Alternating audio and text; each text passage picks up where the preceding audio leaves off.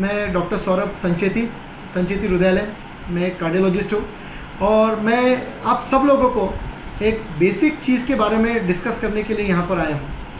हम लोग diabetes, hypertension के बारे में बहुत सारा ज्ञान सुनते हैं, बहुत सारी चीज़ें सुनते हैं, लेकिन उसके ऊपर कोई भी तरीके का एक्शन नहीं लेते। मुझे ऐसा लगता है कि सबसे इम्पॉर्टेंट चीज़ जो हार्ट के प्रॉब्लम्स क्रिएट कर रहा है या अपने इंडिया में या एशिया में हार्ट के प्रॉब्लम बढ़ने का सबसे बड़ा कारण ही यह है कि हम लोग हमारे डायबिटीज़ और बीपी के बारे में सजग नहीं है और इंटरेस्टेड नहीं है उसको कुछ करने के लिए।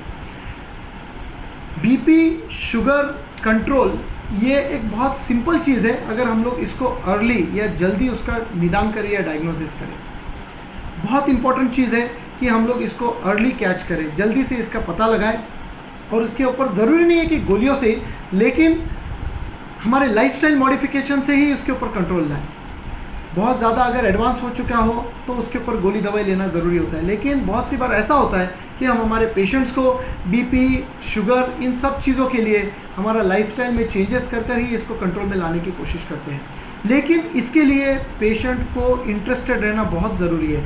हमारे पेशेंट्स क्या करते हैं, 2-5 दिन 10 दिन के लिए इंटरेस्ट में आकर एक्सरसाइज के लिए चले जाते हैं, शुगर की ट्रीटमेंट परहेज करना चालू कर देते, सब कुछ करते हैं, लेकिन 10 दिन हो गया तो उनको अच्छा लगने लग जाता है, उनकी शुगर नॉर्मल आ जाती है, बीपी नॉर्मल आ जाता है, तो ये लोग अपनी सब चीज़ें बंद करवा देते हैं। तो मुझे ऐसा लगता है कि कंसिस्टेंसी या रेगुलरली इसको चेकअप करते रहना, रेगुलरली इसका ट्रीटमेंट लेते रहना बहुत ज़रूरी है।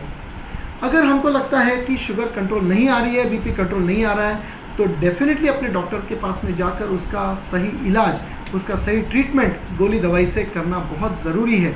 क्योंकि जो कुछ भी छोटे बड़े प्रॉब्लम्स आते हैं, हम लोग बोलते हैं कि यार मुझे तो कोई तकलीफ़ नहीं हो रहा है, फिर क्यों गोली दवाई लेना है, 200 की तो शुगर है, 150 का तो बीपी है, लेकिन वो बीपी के ऊपर तो मुझे कोई तकलीफ़ नहीं है, तो मैं क्यों गोली खाऊं।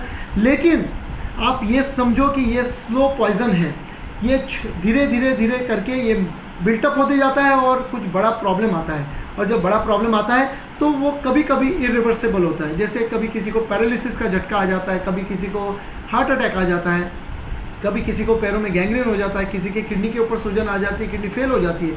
तो ये सब चीज़ें निगेटिव चीज़ें हैं जो बहुत एडवांस बीपी और डायबिटीज़ में आता है। तो मुझे ऐसा लगता है कि हम लोग हमारा ब्लड प्रेशर और डायबिटीज़ सही टाइम पे सही तरीके से चेक करते रहना चाहिए और उसके ऊपर सही इलाज करते रहना चाहिए।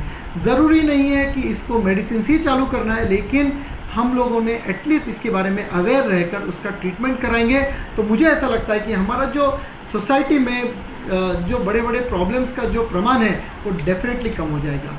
इसके लिए हम सब लोगों को एक चीज़ दिमाग में रखना है कि बीपी, शुगर के बारे में हम लोग अवेयर होंगे, उसका चेकअप करेंगे और सही तरीके से हम लोग उसका ट्रीटमेंट लेंगे। Healthy life. Thank you very much.